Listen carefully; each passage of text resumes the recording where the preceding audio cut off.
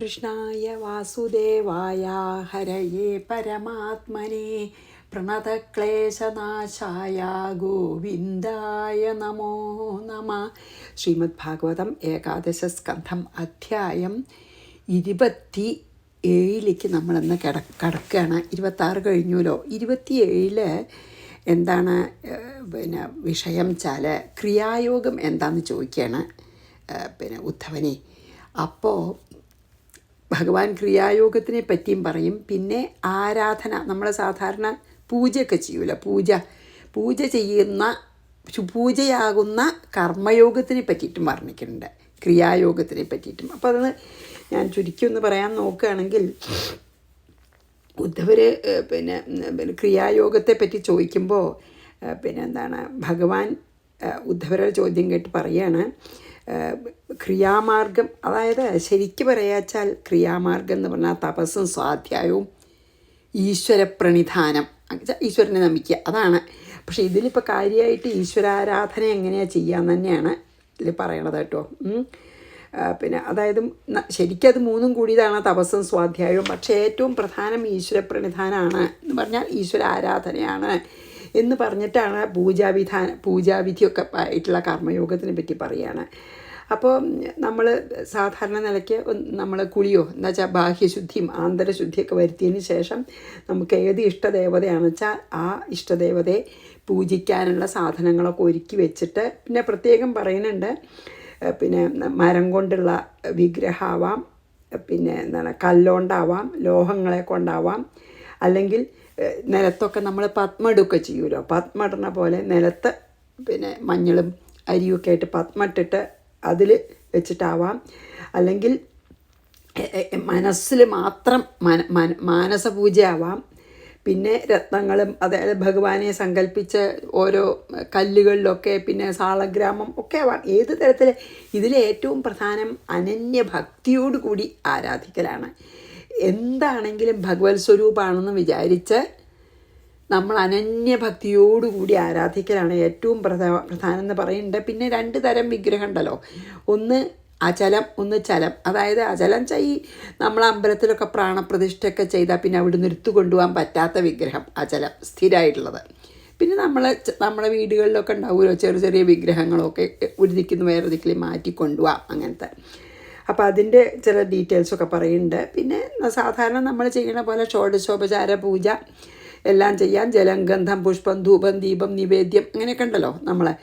അത് കഴിഞ്ഞാൽ നൃത്തം, ഗാനം ഒക്കെ അതുകൊണ്ടല്ലോ, അതൊക്കെ ചെയ്യാം. പക്ഷേ എന്ത് ചെയ്യുകയാണെങ്കിലും നമ്മൾ വളരെയധികം ഭക്തിയാണ് ഈ ആരാധനയിൽ പ്രധാനം എന്നൊക്കെയാണ് ജനറലായിട്ട് അത് പറയാച്ചാൽ. ഇനി നമുക്ക് അധ്യായത്തിലേക്ക് കടക്കാം. ഓം നമോ ഭഗവതേ വാസുദേവായ. ഏകാദശ സ്കന്ധം 27 അധ്യായം. ഉദ്ധവൻ്റെ ചോദ്യമാണ് എന്താ ക്രിയായോഗം എന്ന് ആദ്യം. അതായത് നമുക്ക് എങ്ങനെയാണെങ്കിലാണ് ക്രിയായോഗം അല്ലെങ്കിൽ കർമ്മയോഗം കൊണ്ട്, നമ്മൾ മുമ്പ് പറഞ്ഞല്ലോ, കർമ്മയോഗം കൊണ്ട് മനഃശുദ്ധി ഉണ്ടാക്കാനേ പറ്റുള്ളൂ, മോക്ഷം നേരിട്ട് കിട്ടില്ല. അതായത് നമ്മൾ ജ്ഞാനത്തിന് അർഹനാവാൻ തന്നെ ഹൃദയശുദ്ധി വേണമല്ലോ. അപ്പോൾ ആ ഹൃദയത്തിനെ ശുദ്ധീകരിക്കാനാണ് കർമ്മയോഗം. അപ്പോൾ ഇവിടെ ഉദ്ധവൻ ചോദിക്കുന്നത് തന്നെയാണ്, ഹൃദയശുദ്ധി അല്ലെങ്കിൽ മനഃശുദ്ധി ഉണ്ടാവാനും എങ്ങനെയാണ് നമ്മൾ ജ്ഞാനത്തിന് അർഹനാവാനും ഉള്ള ആ ഒരു സ്ഥിതിയിൽ നമ്മളെത്തും ഈ പൂജാവിധികളെ കൊണ്ടാണെന്നാണ് ചോദ്യം. അപ്പോൾ നമുക്ക് നോക്കാം. ഉദ്ധവ ഉവാച ക്രിയായോഗം സമാചക്ഷ്വ ഭവദാരാധനം പ്രഭോ യസ്മാത്വാം യേ യഥാർച്ചന്തി സാത്വതാഹ സ്വാത്വതർഷഭ. ഹേ പ്രഭോ, ഭഗവാനോട് ചോദിക്കുകയാണ് ഉദ്ധവനെ, സാത്വതർഷഭ, അതായത് സാത്വതന്മാരിൽ വെച്ച് ശ്രേഷ്ഠനായിട്ടുള്ള ഭഗവാനെ, യസ്മാത്, എന്തു കാരണത്താൽ അല്ലെങ്കിൽ ഏത് സ്ഥലത്ത് ഏത് തരത്തിലുള്ള പൂജ ചെയ്താലാണ്, യസ്മാത് ത്വാം, അങ്ങയെ, യഥാ അർച്ചന്തി, ഏത് ക്രമത്തിൽ ഞാൻ, പൂജയുടെ ക്രമം എന്താണ്, ഭവദാരാധനം, അങ്ങനെയുള്ള ആരാധനാരൂപമായ ക്രിയായോഗത്തിനെ സമാചക്ഷ്വ, എനിക്ക് ഉപദേശിച്ചു തന്നാലും. അതാണ് ഉദ്ധവൻ്റെ ചോദ്യം, അതാണ് കേട്ടോ. അപ്പോൾ അങ്ങയുടെ ആരാധനാരൂപമായിട്ടുള്ള ഈ ക്രിയായോഗം എനിക്കൊന്ന് വ്യക്തമായിട്ട് ഒന്ന് പറഞ്ഞു തരണം എന്നാണ് പറയണത് അതിൽ. ഉദ്ധവോവാച ക്രിയായോഗം സമാചക്ഷ്വ ഭവദാരാധനം പ്രഭോ യസ്മാത് ത്വാം യേ യഥാർച്ചന്തി സാത്വതാഃ സാത്വതർഷഭ ഏതദ്വദന്തി മുനയോ മുഹുർനിശ്രേയസം നൃണാം നാരദോ ഭഗവാൻ വ്യാസ ആചാര്യോങ്കിരസസുത. ഈ പറഞ്ഞ മഹർഷിമാരെ ഭഗവാൻ സർവജ്ഞനായ, അതായത് ഭഗവാൻ നാരദ മീൻസ് നാരദൻ ഭഗവാനെ പോലെ തന്നെയാണ്. ഭഗവാൻ നാരദ മീൻസ് ഭഗവാനെ പോലെ തന്നെയുള്ള നാരദനും വ്യാസഭഗവാനും അതായത് അങ്കിരസും ബൃഹസ്പതി അങ്കിരസസുത എന്നാണ്. അപ്പോൾ ബൃഹസ്പതിയാണ്, അങ്കിരസല്ല, അങ്കിരസസുത. അതായത് ദേവഗുരുവായിട്ടുള്ള ബൃഹസ്പതിയും, അതായത് നാരദനും വ്യാസനും ബൃഹസ്പതിയും മുനയ വലിയ വലിയ മുനിമാരും ബാക്കിയുള്ള മുനിമാരും ഏതത് ഭഗവാനെ ആരാധിക്കുന്നതിനെ നൃണാം നിശ്രേയസം മനുഷ്യന്മാരുടെ മോക്ഷത്തിന് കാരണമായിട്ട് മുഹു വീണ്ടും വീണ്ടും വദന്തി പറയുന്നു. അതായത് വലിയ വലിയ ഭക്തന്മാരായിട്ടുള്ള നാരദനും വ്യാസനും വലിയ അറിവുള്ള ദേവഗുരുവായിട്ടുള്ള ബൃഹസ്പതി ഒക്കെ പറയുന്നുണ്ട്. പല പ്രാവശ്യം പല ദിക്കിൽ അവർ പറഞ്ഞിട്ടുണ്ട് ഭഗവത് ആരാധന കൊണ്ട് പിന്നെ മോക്ഷം ലഭിക്കും എന്ന് പറയുന്നുണ്ട് പലരും. ഭഗവത് ആരാധന കൊണ്ട് നമ്മൾ മോക്ഷത്തിന് അർഹാവുന്ന വലിയ വലിയ ഋഷിമാർ നാരദനെ പോലെയും വ്യാസനെ പോലെയും ബൃഹസ്പതിയെ പോലെയുള്ളവരും ബാക്കി മുനിമാരും പറഞ്ഞിട്ടുണ്ട്. അപ്പോൾ അതുകൊണ്ടാണ് എനിക്കിത് അറിയണമെന്ന് മോഹം എന്ന് പറയണം. ഏതദ്വദന്തി മുനയോ മുഹുർനിശ്രേയസം നൃണാം നാരദോ ഭഗവാൻ വ്യാസ ആചാര്യോ അങ്കിരസസുത. അങ്കിരസിൻ്റെ മകനാണ് കേട്ടോ ബൃഹസ്പതി. നിസൃതം തേ ഭോജാദ്യദാഹ ഭഗവാൻ അജഃ പുത്രേഭ്യോ മുഖ്യേഭ്യോ ദേവ്യൈ ച ഭഗവാൻ ഭവഃ. എന്താണ്? തവ മുഖാംഭോജാത്, അങ്ങയുടെ താമര പോലുള്ള മുഖത്തിൽ നിന്ന് നിസൃതം ഒഴുകുന്ന യദ് ആ ആരാധനാക്രമത്തിനെ ഭഗവാൻ അജ ബ്രഹ്മദേവൻ ഭൃഗുമുഖ്യേഭ്യ ഭൃഗു മുതലായ തൻ്റെ പുത്രന്മാർക്കും, ഭൃഗുവൊക്കെ എന്താണ് ബ്രഹ്മാവിൻ്റെ മാനസപുത്രന്മാരാണല്ലോ ഈ 10 മഹർഷിമാർ നമ്മൾ കണ്ടുല്ലോ ഈ സൃഷ്ടിയുടെ സമയത്ത്. അപ്പോൾ ഭൃഗുവൊക്കെ മാനസപുത്രനാണ്. അപ്പോൾ ബ്രഹ്മാവ് ഭൃഗുവിനെ പോലുള്ള പുത്രന്മാർക്ക് ഭഗവാൻ ഭവ പരമേശ്വര ഭഗവാൻ ദേവ്യൈച പാർവതീ ദേവിക്കും ആഹ പറഞ്ഞു. മാത്രമല്ല ഈ ഭൃഗു മുതലായ മഹർഷിമാർക്കും പറഞ്ഞു കൊടുത്തു. ബ്രഹ്മദേവൻ ശ്രീപാർവതിക്കും ശിവനും പറഞ്ഞു കൊടുത്തു. എന്താ? ഭഗവാൻ തന്നെ ബ്രഹ്മാവിന് ഉപദേശിച്ച ആരാധനാക്രമം ബ്രഹ്മാവ് മക്കളായിട്ടുള്ള വലിയ ഋഷിമാർക്ക് ഭൃഗുവിനെ പോലുള്ള മഹർഷിമാർക്കും പാർവതി പരമശിവന്മാർക്കും പറഞ്ഞു കൊടുത്തു ആരാധനാക്രമം. ഭഗവാൻ തന്നെ പറഞ്ഞു കൊടുത്താണ് ബ്രഹ്മാവിന്. അതാണ് അതായത് ഭഗവാന്റെ മുഖത്തിൽ നിന്ന് തന്നെ പ്രവഹിച്ച വാക്കുകളെ കൊണ്ട് ആ കർമ്മയോഗം അല്ലെങ്കിൽ ക്രിയായോഗത്തിനെ ബ്രഹ്മാവ് ഇങ്ങനെയാണ് ഭഗവാൻ എനിക്ക് പറഞ്ഞു തന്നതെന്ന് പറഞ്ഞിട്ട് ബ്രഹ്മാവ് ഇവർക്ക് പറഞ്ഞു കൊടുത്തു. നിസൃതം തേ മുഖാംഭോജാദ്യദാഹ ഭഗവാൻ അജഃ പുത്രേഭ്യോ ഭൃഗുമുഖ്യേഭ്യോ ദേവ്യൈ ച ഭഗവാൻ ഭവ. അതായത് ശ്രീ പാർവതി പരമേശ്വരനും പറഞ്ഞു കൊടുത്തു. ഏതദ്വൈ സർവവർണ്ണാനാമാശ്രമാണാം ച സമ്മതം ശ്രേയസാമുത്തമം മന്യേ സ്ത്രീശൂദ്രാണാം ച മാനദ. അപ്പോൾ 4ാമത്തെ മാനദ മാനം നൽകുന്നവരെ ഏതദ്വൈ ഇതുതന്നെയാണ് സർവവർണ്ണാനാം എല്ലാ വർണ്ണത്തിലുള്ളവർക്കും, അതായത് 4 വർണ്ണത്തിലുള്ളവർക്കും ആശ്രമാണാം ച എല്ലാ ആശ്രമത്തിലുള്ളവർക്കും, അതായത് ബ്രാഹ്മണനും ക്ഷത്രിയനും വൈശ്യനും ശൂദ്രനും ബ്രഹ്മചാരിക്കും ഗൃഹസ്ഥനും വാനപ്രസ്ഥത്തിലിരിക്കുന്ന ആൾക്കും സന്യാസിക്കും സകല ആശ്രമികൾക്കും സ്ത്രീശൂദ്രാണാം ച സ്ത്രീകൾക്കും ശൂദ്രന്മാർക്കും ശ്രേയസാം ധർമ്മം മുതലായ സാധനങ്ങളിൽ ഉത്തമം മന്യേ ഏറ്റവും ഉത്തമമായിട്ടുള്ളത് ഈ ആരാധന തന്നെയാണെന്ന് പറഞ്ഞു. അതാണ് പറഞ്ഞത്.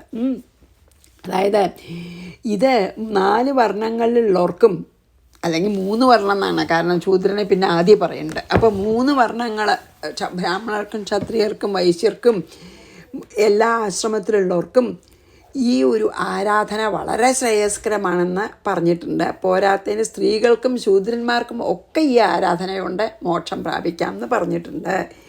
ഏതദ്വൈ സർവവർണ്ണാനാമാശ്രമാണം ച സമ്മതം ശ്രേയസാമുത്തമം മന്യേ സ്ത്രീശൂദ്രാണാം ച മാനദാ. ഏതത് കമലപത്രാക്ഷ കർമ്മബന്ധവിമോചനം ഭക്തായ ചാനുരക്തായ ബ്രൂഹി വിശ്വേശ്വരേശ്വര. കമലപത്രാക്ഷ മീൻസ് എന്താണ്? താമര ഇതൾ പോലെ ഭംഗിയുള്ള കണ്ണുകളോടുകൂടിയ ഭഗവാനെ, വിശ്വേശ്വരേശ്വര എല്ലാ ഈശ്വരന്മാരുടെയും ഈശ്വരനായവനെ, കർമ്മബന്ധ വിമോചനം കർമ്മബന്ധനത്തിൽ നിന്നും നമ്മളെ മോചിപ്പിക്കുന്ന ഏതത് ഈ ആരാധനാക്രമം ഭക്തായ ഭക്തനും അനുരക്തായ ച അങ്ങയിൽ വളരെ സ്നേഹമുള്ളവനുമായ എന്നോട് എനിക്ക് ബ്രൂഹി ഉപദേശിച്ചാലും.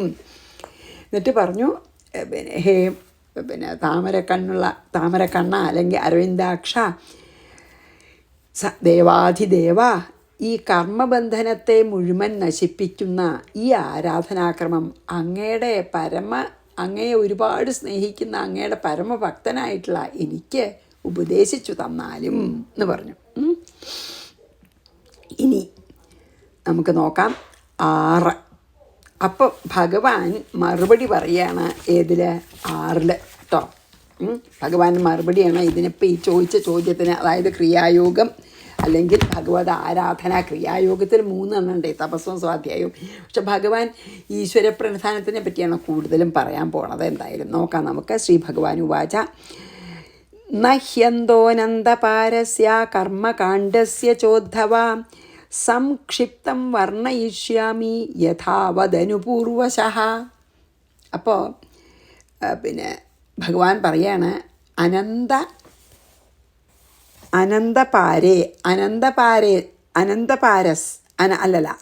അനന്തപാരസ്യ, അതായത്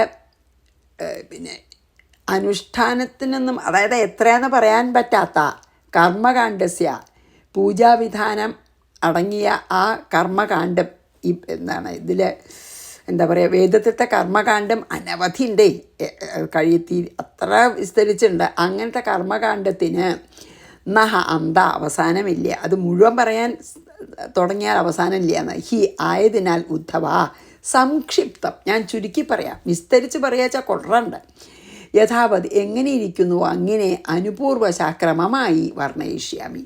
കർമ്മകാണ്ഡം, വേദത്തിലെ കർമ്മകാണ്ഡം മുഴുവൻ ഇപ്പോൾ ഞാൻ പറയാൻ തുടങ്ങിയാൽ അത് ഒരുപാട് വിസ്തരിച്ചിട്ട് എനിക്ക് പറയേണ്ടി വരും. അതുകൊണ്ട് ഞാൻ ചുരുക്കിയിട്ട് ഈ ആരാധനാക്രമത്തിനെ പറ്റി അങ്ങക്ക് പറഞ്ഞു തരാം. അത് ശരിയല്ലേ?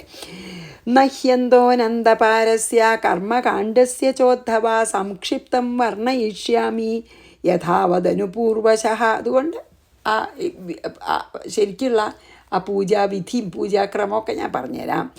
വൈദികസ്താന്ത്രികോ മിശ്ര ഇതിമേ ത്രിവിധ മഖഃ ത്രയാണാമീപ്സിതേനൈവ വിധിനാ മാം സമർച്ചയേത്. തുടങ്ങിയാണ് പറയാൻ. എന്ത്? മേ മഖ, അതായത് എൻ്റെ യാഗം, മഖം ച യാഗം അല്ലെങ്കിൽ എന്നെയുള്ള ആരാധന. എല്ലാ ആരാധനയും എല്ലാം യജ്ഞം തന്നെയാണ്. നമ്മൾ ഈശ്വരാർപ്പണമായിട്ട് എന്ത് ചെയ്താലും യജ്ഞമാണല്ലോ. അപ്പോൾ എൻ്റെ ആരാധന എന്ന് പറയാം. മേ മഖ വൈദിക, അതായത് വൈദികം, അതായത് വേദമന്ത്രങ്ങൾ അടങ്ങിയതിനെയാണ് വൈദികം എന്ന് പറയുക. താന്ത്രികം, അതായത് തന്ത്രപ്രധാനമായത് ചെയ്യണത്. ഇപ്പം നോക്കൂ, നമ്മളെ കേരളത്തിലൊക്കെ താന്ത്രികമായിട്ടുള്ള പൂജയാണ്, തന്ത്രമാണ്. അപ്പോൾ വൈദികം വേദമന്ത്രങ്ങൾ ചൊല്ലിയിട്ടുള്ളത്, താന്ത്രികം തന്ത്ര ശാസ്ത്രത്തിൽ നിന്ന് പ്രകാരം, പിന്നെ മിശ്രം, ഇതിൻ്റെ രണ്ടിൻ്റെ ഒരു മിക്സ്ചർ. ഇങ്ങനെ 3 തരത്തിൽ ത്രയാണം. ഈ 3ൽ ഈപ്സിതേന തനിക്കിഷ്ടമായ വിധിന ഏവാക്രമത്തിൽ തന്നെ മാം സമർച്ചയത്. അതായത് ഓരോരുത്തർക്കും ഓരോന്നാവും, ഓരോ തരത്തിൽ ഭഗവാനെ ആരാധിക്കാനാവും ഇഷ്ടം. ചിലർക്ക് വൈദികമായിട്ട് വേദമന്ത്രങ്ങളോടുകൂടി ഭഗവാനെ ആരാധിക്കണം, ചിലർക്ക് താന്ത്രികമായിട്ടുള്ള പൂജയും മനസ്സിന് ഇണങ്ങുന്നത്, ചിലർക്ക് ഇത് രണ്ടിൻ്റെ ഒരു മിക്സ്ചറാവും. എങ്ങനെയാലും വേണ്ടില്ല എന്ന് പറയാം ഭഗവാൻ.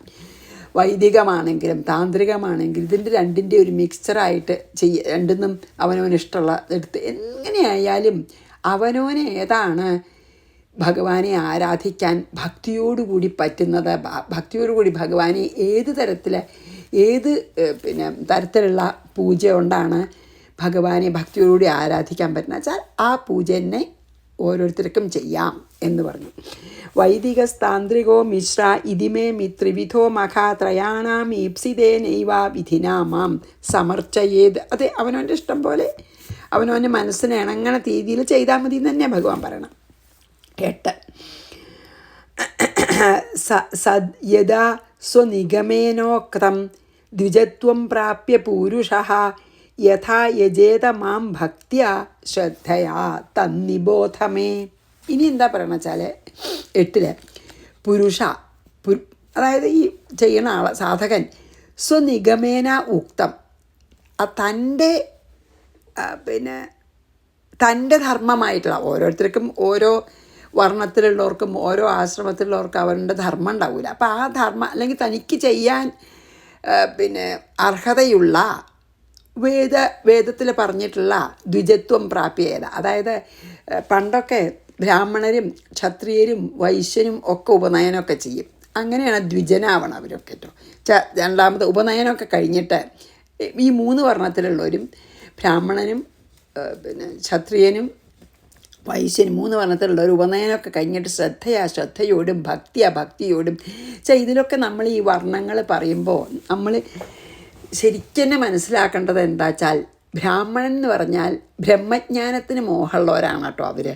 അതായത് അങ്ങനെയുള്ള ശരിക്കും അങ്ങനെ മോഹമുള്ളവർ. ക്ഷത്രിയരെ പറഞ്ഞു വെച്ചാൽ ഈ രാജ്യത്തിനെ രക്ഷിക്കാനും നല്ല ധൈര്യശാലികൾ അങ്ങനെ വിചാരിച്ചാൽ മതി നമ്മൾ. അല്ലാണ്ട് ബ്രാഹ്മണ വർഗം, ക്ഷത്രിയ വർഗം, വൈശ്യവർഗം അങ്ങനെയല്ല ശരിക്കും മീൻ ചെയ്യണത്. ഈ വേദങ്ങളിലും അല്ല പുരാണങ്ങളിലും അല്ല. ഈ എന്താണ് പറയുക, ഭഗവത് തത്വം അറിയാൻ ഒരുപാട് ആഗ്രഹമുള്ള ഒരു മുമുക്ഷുക്കളാണ് ബ്രാഹ്മണർ. പിന്നെയോ ഈ രാജ്യത്തിനെ രക്ഷിക്കാനും ധൈര്യമുള്ളവരൊക്കെ ക്ഷത്രിയരെ എല്ലാറ്റിനും ആൾക്കാർ വേണമല്ലോ ലോകം മുമ്പിലേക്ക് പോകാൻ. വൈശ്യന്മാരെ പറഞ്ഞാൽ പൈസയുടെ കണക്കും ക്രയവിക്രയങ്ങളും ഒക്കെ ചെയ്യാനുള്ള കഴിവുള്ളവർ. അങ്ങനെ വിചാരിച്ചാൽ നമുക്ക് വളരെ ശരിയായിട്ടുള്ളൊരു ഇതാണ്. അങ്ങനെ ഈ 3 വർണ്ണത്തിലുള്ളവർ ശൂദ്രന്മാർ അതിനൊന്നും കഴിവില്ലാതെ ഇവർക്ക് വേണ്ട സഹായം ചെയ്യണവർ. അങ്ങനെയാണ് ഇതിൽ പറയണത്. അത് എല്ലാ കാലത്തും അങ്ങനെ വർണ്ണം പറഞ്ഞില്ലെങ്കിലും അങ്ങനെയുള്ളവരുണ്ടാവും, പലതരത്തിലല്ലേ ആൾക്കാർ. അപ്പോൾ അങ്ങനെയുള്ളവരൊക്കെ ഉപനയനം ഒക്കെ വേദത്തിൽ പറഞ്ഞ പോലെ ഉപനയനമൊക്കെ ചെയ്ത ഈ 3 വർണ്ണത്തിലുള്ളവരെ ഭക്തിയോടും യഥാമാം ഭജേഥ എപ്രകാരം എന്നെ ആരാധിക്കണമോ, അതായത് വിധിപ്രകാരം പറഞ്ഞു തരാൻ ഞാനത് അതുപോലെ ആരാധിച്ചിട്ട് അതിനെ മാം നിബോധ എന്നിൽ നിന്നും അറിയുക. അത് എന്താ വേണ്ടെന്നൊക്കെ ഞാൻ പറഞ്ഞു തരാമെന്ന് പറയുകയാണ്. അതായത് ഇതേതാണ് ഇഷ്ടപ്പെട്ടത് വെച്ചാൽ അത് തിരഞ്ഞെടുക്കാമെന്ന് കഴിഞ്ഞ പ്രാവശ്യം പറഞ്ഞല്ലോ. ഉപനയനം കഴിഞ്ഞിട്ട് 3 ഇതിലുള്ളവർക്കും ഭഗവതാർത്ഥന ഭഗവതാർത്ഥന ചെയ്യാം. ഉപനയനം കഴിഞ്ഞ് അവനവൻ്റെ ഇതിൽ വിധിപ്രകാരം നമുക്ക് ചെയ്യാവുന്നതൊക്കെ ആ കർമ്മങ്ങളെ കൊണ്ട് എന്നെ ആരാധിക്കാം അങ്ങനെ പറഞ്ഞോളൂ കേട്ടോ. ഇനി യഥാ നിഗമേനോക്തം ദ്വിജത്വം പ്രാപ്യ പൂരുഷ യഥാ യജേത മാം ഭക്ത്യാ ശ്രദ്ധയാ തന്നിബോധമേ. അർച്ചായാം എന്തിലൊക്കെയാണ് അർച്ചായാം സ്ഥണ്ഡിലേ ഗ്നൗവാ സൂര്യേ വാപ്സു ഹൃദി ദ്വിജേ ദ്രവ്യേണ ഭക്തിയുക്തോർച്ചേ സുഗുരും മാം അമായയാ. അപ്പോൾ 9 ഭക്തിയുക്ത, അതിലേറ്റവും പ്രധാനം ഭക്തിയാണ്. ഭക്തിയോടുകൂടി അമായയ ഒരു കാപട്യമില്ലാതെ, മായ പറഞ്ഞപ്പോഴപ്പോൾ കാപട്യാണ് വെച്ചാൽ നടിക്കല്ലാതെ നല്ല ഭക്തിയോടുകൂടി അമായയ ഒരു കപടതയില്ലാതെ ദ്രവ്യേണ പൂജാദ്രവ്യങ്ങളെ കൊണ്ട് അർച്ചായാം പ്രതിമയിലോ, പ്രതിമന്നെ വേണമെന്നില്ല, സ്ഥണ്ഡിലെ ഭൂമിയിലോ നിലത്തോ അഗ്നിയിലോ സൂര്യനെ ഈശ്വരനായിട്ട് കാണാം, അപ്സു ജലത്തിലോ, ജലത്തിലോ, ഹൃദയത്തിലോ ദ്വിജേ ഒരു ബ്രാഹ്മണനെ, ഒരു നല്ലൊരു സാത്വികനെ പൂജിക്കാം ഈശ്വരനായിട്ട്. അതായത് ബ്രഹ്മജ്ഞാനിയെ നമ്മൾ എല്ലാവരിലും ഈശ്വരൻ ഉണ്ടല്ലോ. സ്വഗുരുമാം, തൻ്റെ ഗുരുവിനെയോ ഒക്കെ അർച്ചയത് പൂജിക്കാം. എങ്ങനെ?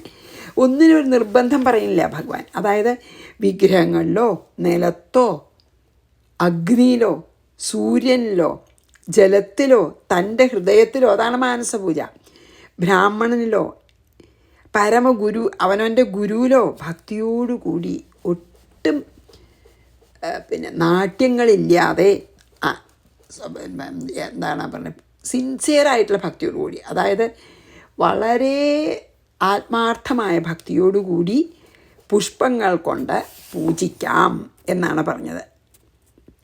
ദ്രവ്യങ്ങൾ കൊണ്ട് പൂജിക്കാം, അത്രേ വേണ്ടൂ. എന്തിനു വേണമെങ്കിൽ നമുക്ക് എന്താ സൗകര്യം. സാധാരണ ഇപ്പം നമ്മൾ വീട്ടിൽ നിന്ന് അകലെയാണ്, എനിക്ക് ഇതൊന്നുമില്ല എന്ന് വിചാരിക്കാനില്ല, മനസ്സിലാവാം.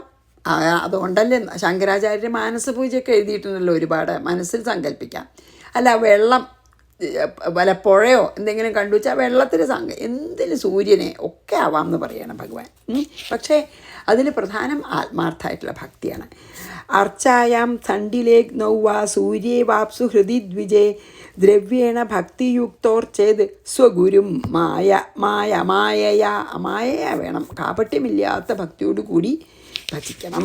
10 ഇനി 10 എത്രാമത്തെ ശ്ലോകം? അപ്പോൾ 10 കഴിഞ്ഞ്, അല്ല 9 കഴിഞ്ഞ്. ഇനി 10ാമത്തെ ശ്ലോകം. പൂർവം സ്നാനം പ്രകുർവീത ധൗത ദന്തോംഗശുദ്ധയേ ഉഭയൈരപി ച സ്നാനം മന്ത്രൈർമുദ്ഗ്രഹണാദിന. ഇനിയിപ്പോൾ ശരീരമൊക്കെ വൃത്തിയാക്കണ കാര്യമൊക്കെ പറയണം. ആദ്യം ധൗതദന്ത, പല്ലൊക്കെ തേച്ച്, അതൊക്കെ നമ്മളൊക്കെ അറിയാലോ. അംഗശുദ്ധയെ, ശരീരമൊക്കെ ശുദ്ധിച്ച് സ്നാനം പ്രകുർവീത, കുളിക്കണം. ആ സ്നാനം മൃദ്ഗ്രഹണാദിന, മണ്ണുകൊണ്ട് ശരീരം തേച്ച് ശുദ്ധം. പണ്ടൊക്കെ സോപ്പൊന്നും ഇല്ലല്ലോ, അപ്പോൾ മണ്ണുകൊണ്ട് ശരീരം തേച്ച് അത് കഴുകിക്കളഞ്ഞ് ശുദ്ധി ചെയ്യണം. നല്ല മണ്ണെടുത്തിട്ട്, അങ്ങനെ പണ്ട് കേട്ടിട്ടുണ്ട്, നമ്മളൊന്നും അത് കണ്ടിട്ടില്ല. ഉഭയൈഹി മന്ത്രൈച, വൈദികവും താന്ത്രികവുമായ മന്ത്രങ്ങളൊക്കെ ഉച്ചരിച്ചുകൊണ്ട് കുളി. ജലത്തിൽ തന്നെ ആ കുളിക്കണ സമയത്ത് തന്നെ പല മന്ത്രങ്ങളൊക്കെ പറഞ്ഞിട്ടുണ്ട്. ആ മന്ത്രങ്ങളൊക്കെ അറിയാമെങ്കിൽ പല്ല് തേച്ച് കുളിച്ച് ശുദ്ധമാവണം. അതാണപ്പോൾ ഇതിൽ പറഞ്ഞത്. പൂർവം സ്നാനം പ്രകുർവീത ധൗതദന്തോംഗശുദ്ധയേ ഉഭയൈരപി ച സ്നാനം മന്ത്രൈർമുദ്ഗ്രഹണാദിന സന്ധ്യോപാസ്ത്യാദി കർമാണി വേദേനാചോദിതാനി മേ പൂജാം തൈഹി കൽപ്പയേത് സമ്യഗ് സങ്കൽപ്പ കർമ്മപാവനീം. 11 കൂടി ചെയ്യാം. വേദത്തിൽ ആചോദിതാനി, വേദത്തിൽ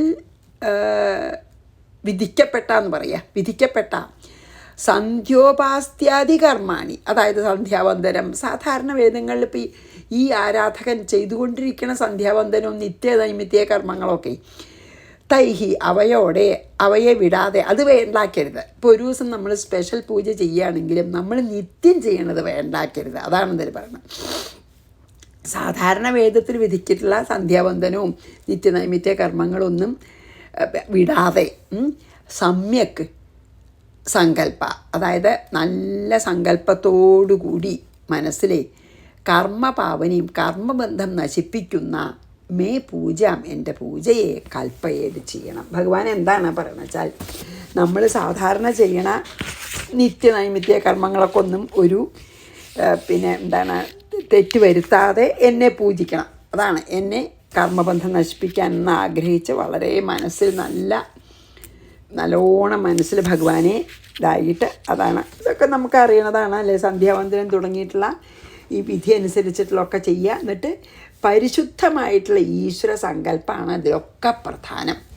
ഹൃദയത്തിൽ ഈശ്വരനെ നല്ലോണം സങ്കല്പിച്ചിട്ട് എന്നിട്ട് അപ്പോഴാണ് നമുക്ക് കർമ്മബന്ധനം ഉണ്ടാവുക. ആ വളരെ ദൃഢമായിട്ട് ഭഗവാനെ വിചാരിച്ച് വളരെ സ്നേഹത്തോടും ആദരവോടും ഭഗവാനെ എന്ത് തരത്തിലുള്ള പൂജ ചെയ്താലും അതാണ് പ്രധാനം.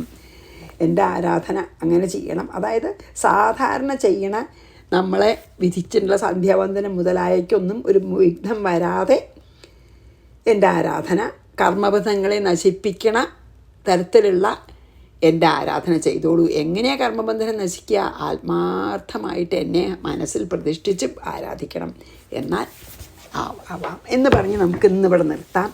സന്ധ്യോപാസ്ത്യാദി കർമാണി വേദേനാചോദിതാനി മേ പൂജാം തൈഹി കൽപ്പയേത് സമ്യഗ് സങ്കൽപ്പ കർമ്മപാവനിം. കർമ്മബന്ധനം തരണേ, എൻ്റെ കർമ്മങ്ങളെ മുഴുവൻ എനിക്ക് കർമ്മബന്ധനത്തിൽ നിന്ന് മോചനം തരണേന്ന് പറഞ്ഞ് വളരെ ആത്മാർത്ഥമായിട്ട് ഭഗവാനെ ഹൃദയത്തിൽ പ്രതിഷ്ഠിച്ച് പൂജിക്കണം എന്നാണ് പറഞ്ഞു നിർത്താം. ശ്രീകൃഷ്ണാർപ്പണമസ്തു. സർവത്ര ഗോവിന്ദനാമ സങ്കീർത്തനം. ഗോവിന്ദ ഗോവിന്ദ.